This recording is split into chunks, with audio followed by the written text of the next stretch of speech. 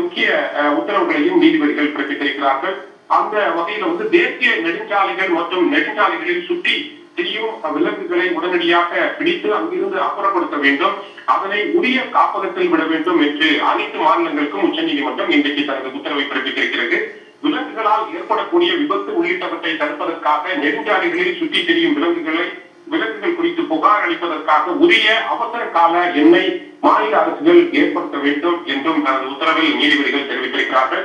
நீதிமன்றத்திற்கு உதவுவதற்காக நியமிக்கப்பட்ட வழக்கறிஞர் மாநிலங்கள் தாக்கல் செய்த பிரமாண பத்திரங்களை ஆய்வு செய்து சமர்ப்பித்த அறிக்கையை பதிவு செய்யப்பட வேண்டும் என்றும் இந்த உத்தரவின் ஒரு பகுதியாக இது இருக்கும் என்றும் நீதிபதிகள் தெரிவித்திருக்கிறார்கள். நீதிமன்றத்தினுடைய உத்தரவுகள் உறுதியாக கடைபிடிக்கப்படுகிறதா என்பதை ஒவ்வொரு மாநிலமும் யூனியன் பிரதேசங்களும் விரிவான பிரமாண பத்திரங்கள் உச்ச நீதிமன்றத்தில் தாக்கல் செய்ய வேண்டும் என்றும் நீதிபதிகள் தெரிவித்திருக்கிறார்கள்.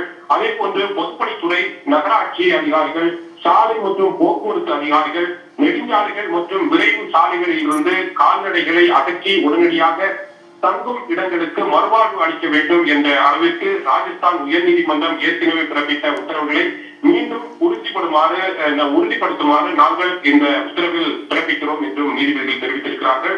மாநில அரசுகள் 2 வாரங்களுக்குள் அரசு மற்றும் தனியார் கல்வி சுகாதார நிறுவனங்களை அடையாளம் கண்டு பெருநாட்கள் நுழைவதை தடுக்க வளாகங்கள் வேலிகள் போட்டு பாதுகாப்பை உறுதி செய்ய வேண்டும் என்றும் நீதிபதிகள் தெரிவித்திருக்கிறார்கள். அனைத்து நிறுவனங்களின் நிர்வாகம் சம்பந்தப்பட்ட வளாகத்தை பராமரிக்க ஒரு அதிகாரியை நியமிக்க வேண்டும்.